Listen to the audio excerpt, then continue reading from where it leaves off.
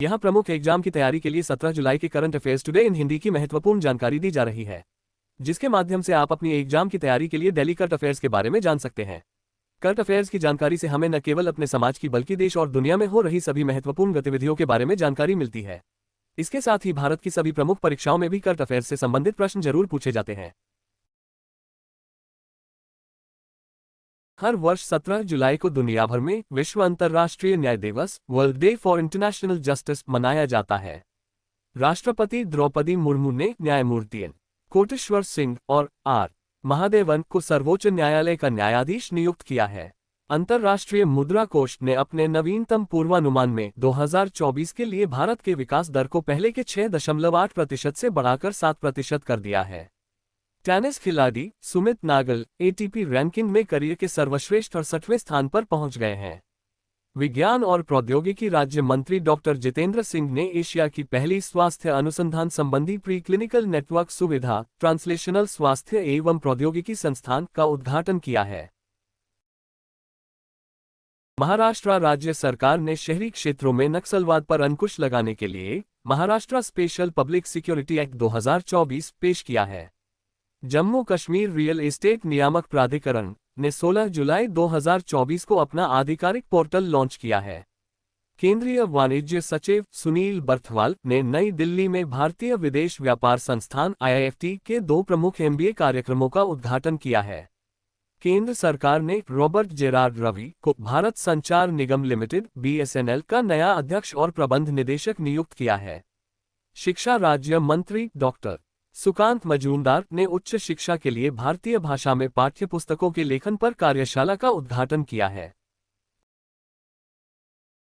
17 जुलाई 2024 Delhi current affairs quiz.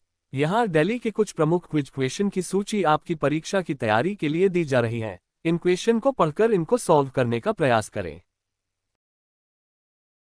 आपका पहला प्रश्न है, नेपाल के नवनियुक्त प्रधानमंत्री के रूप में किसने शपथ ली है?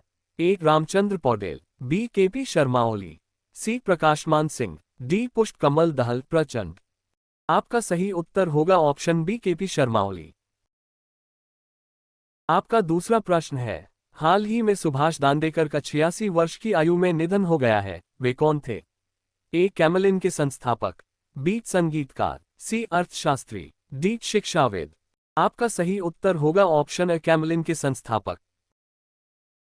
आपका तीसरा प्रश्न है, भारत के नए विदेश सचिव का पदभार किसने ग्रहण किया है? ए. विनय Mohan Kwatra, B. Anirudh Jha, C. Amitabh Sinha, D. Vikram Misri. आपका सही उत्तर होगा ऑप्शन D. विक्रम मिस्री। आपका चौथा प्रश्न है, ICAR के 96वें स्थापना एवं प्रौद्योगिकी दिवस का उद्घाटन किसने किया है?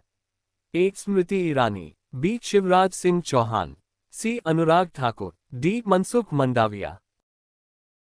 आपका सही उत्तर होगा ऑप्शन B. शिवराज सिंह चौहान।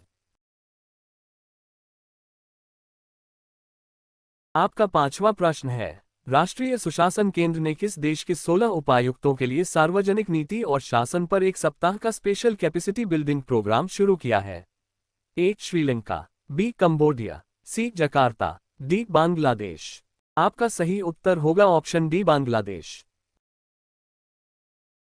परीक्षा से संबंधित दिल्ली करंट अफेयर्स के बारे में अधिक जानकारी के लिए नॉलेजेबल विजन के साथ बने रहें।